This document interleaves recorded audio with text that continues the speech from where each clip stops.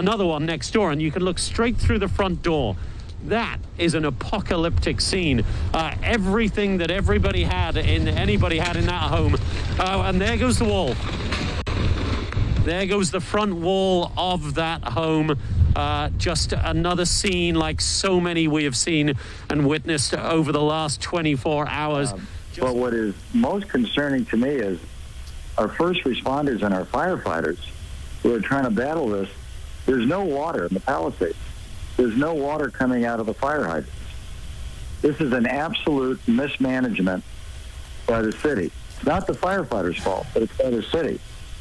And I'm going to be very honest. We've got a mayor that's out of the country, and we've got a city that's burning, and there's no resources to put out fires. So if you look at your pictures, you don't see the firefighters there because there's nothing they can do. Why didn't you work to mitigate this? What was your brush mitigation program? I heard you earlier talking about it's been dry because there hasn't been rain. That's not the biggest problem here. The brush up in these hills that are controlled by the city and the county, I would bet you that if they haven't been handled, mitigated, pruned, removed for probably 30 or 40 years. This was a disaster waiting to happen. And what's predictable is preventable. And again, if you don't have water, you can't put out fires. And we've had decades to go remove the brush in these hills that spreads so quickly. And the second is, you got to have water. And my understanding is the reservoir was not refilled in time and in a timely manner to keep the hydrants going. So that's a failure, whether on DWP's part or another city agency. But this is basic stuff. This isn't high science here. And it's all about leadership and management that we're seeing a failure of. And all of these residents are paying the ultimate price for that. That was going to be my next question, is why isn't there water in the fire hydrants? That doesn't make any sense. You're right. That's a good question.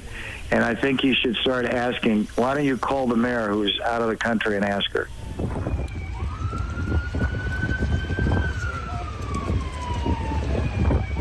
This in an environment that you're used to seeing. I live here. I come to the Palisades, and now I'm seeing buildings that I've driven by for years no longer exist. I'd now like to introduce you to Chief Crowley, who can touch on the Palisades Fire. Chief. Thank you. Thank you so much, Mr. President. I'm here just to provide you a brief on 3 significant fires that have occurred within the city of Los Angeles. With that, I'm going to be focusing on the Palisades fire. That fire broke out yesterday morning around 10:30. We did pre-deploy a number of resources. We knew there was a potential for a significant threat to our constituents due to the weather event. High winds. I've never seen the winds in my 25-year career. So we leaned forward as much as possible and pre-deployed. With that, we had a significant amount of fire that occurred. We had an aggressive fire attack. The fire has grown from originally 10 acres to 10,802 acres as we speak. It's an active firefight with our firefighters, and they're doing their very best to protect our people within this area.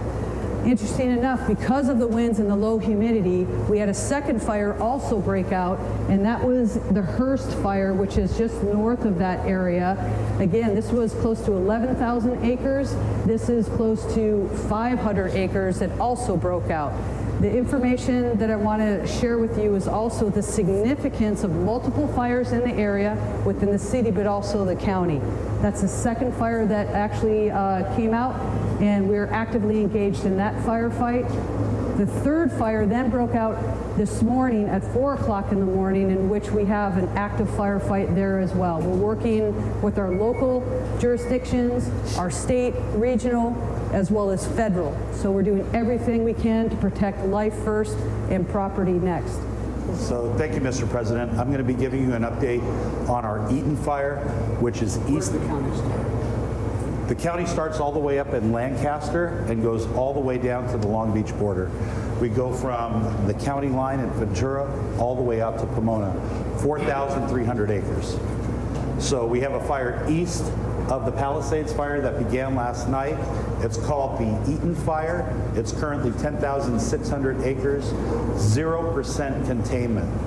We have over 750 firefighters on the line. Unfortunately, 2 people have lost their lives. Residents have lost their lives at the Eaton fire. It's impacting tens of thousands of homes, not only in the city of Pasadena, but also the county area of Altadena. And we're doing our very best. We just had our out-of-state resources arrive from Arizona at the Eaton fire to assist us. Last night, as the Region 1 coordinator, I contacted the Governor's Office of Emergency Services. We requested 250 additional engines into LA County with 1,000 personnel. We also are using our compacts with other states like Arizona, Nevada, Oregon, and Washington. Firefighters from those regions are on their way down to Los Angeles County right now to assist us. So thank you for your interest. Thank you for your attention.